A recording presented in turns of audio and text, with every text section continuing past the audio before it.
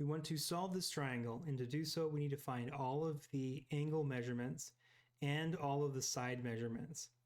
So because this is a right triangle, that means there are lots of formulas we can use in this endeavor. First off, I can see that I have these two angles known, and I don't know what this angle is, but I can find it. 3 angles added up equal 180 degrees in Euclidean geometry. So we can do 90 degrees, which is this angle, plus 48 degrees, plus theta equals 180 degrees.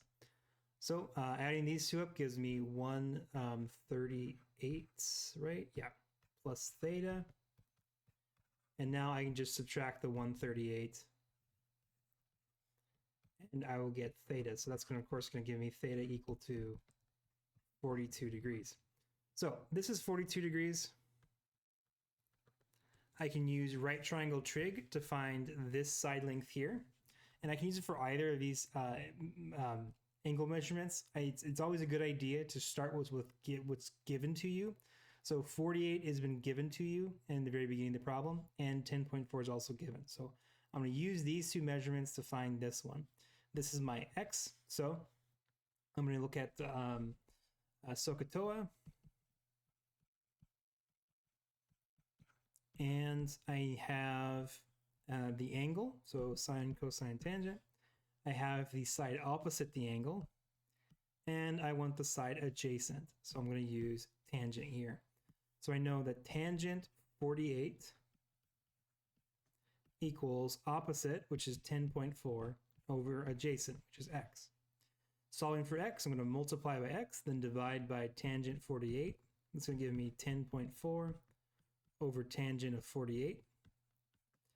I can plug that into a calculator and solve. So let's see, get 10.4 divided by tangent of 48. That gives me approximately 9.36 for x. Okay, now to find this one, I'll name this h because it's the hypotenuse. To find h, I can use right triangle trig. I could also use Pythagorean theorem, since I have this side length, and the hypotenuse.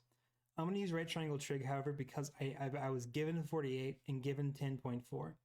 If I use Pythagorean theorem, I would use 10.4, but then I would use a number that I found doing a calculation, which means if I did this calculation incorrectly, that would make this one inherently incorrect because I've used the wrong number. However, if I do the calculation correctly with 48 and 10.4, then I know my number is correct. So I'm going to use SOHCAHTOA again. Let's see, I have my angle, I have the side opposite the angle, and I want the hypotenuse. So I'm going to use sine.